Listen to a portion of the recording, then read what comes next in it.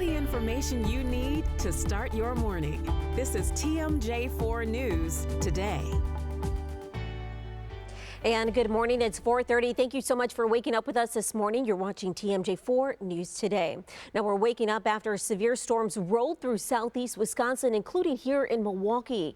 Several counties, including Milwaukee, Kenosha, Racine, and Walworth, were under a tornado watch until 1 this morning. Let's get right over to our Brian Niznansky out in Sheboygan County this morning with a look at your full forecast. And Brian, it seems the storms have passed, but a lot of people are waking up to damage this morning. It looks like maybe a downed tree right behind you. Over in Sheboygan, where Brian is at, as you can see, trees were taken down by those strong storms. Some ripped right out of the ground and landing on homes. The Sheboygan Police Department says several power lines are down, which means power outages and traffic signals being out. Our Tony Atkins was in Sheboygan as the storm rolled on through.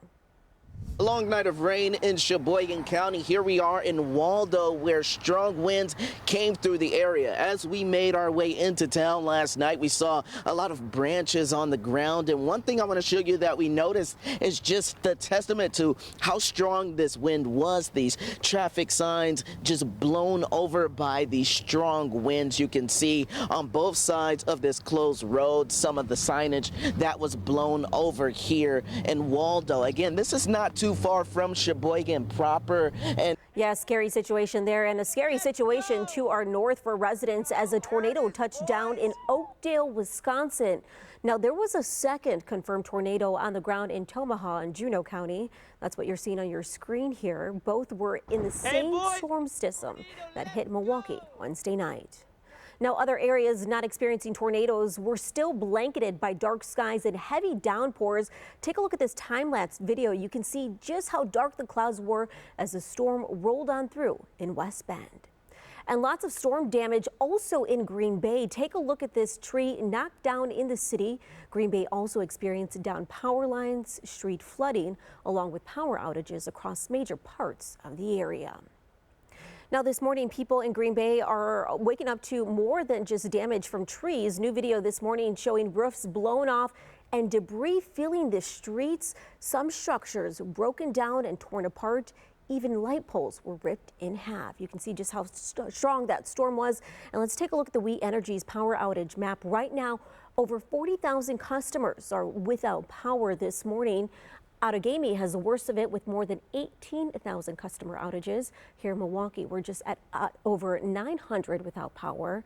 We Energy says its crews are working around the clock to restore power. Now, and as you may wake up to damage this morning, We Energies is warning people to stay at least 25 feet away from down power lines because they can still be energized and dangerous. In a very sort of... All right, now we got Brian's microphone working, so let's get over to Niznansky in Sheboygan County. Brian, it looks like that area hit pretty hard by those storms overnight. All right, let's switch on over to Storm Team 4 and take a live look at Port Washington this morning. After last night's storms, you can see everything is quiet along Port Washington. You got a really, really beautiful sunrise there this morning. Our Brian Niznansky out in Sheboygan County. And Brian, you mentioned it was the central part of Wisconsin and the north part of Wisconsin that really got hit hard by last night's storms. Yeah. That's where the forecast bullseye was, Adriana. Yes, should be able to get going here this morning in Sheboygan. Yeah, Brian, and I just talked to the fire department there to see what roadways are impacted.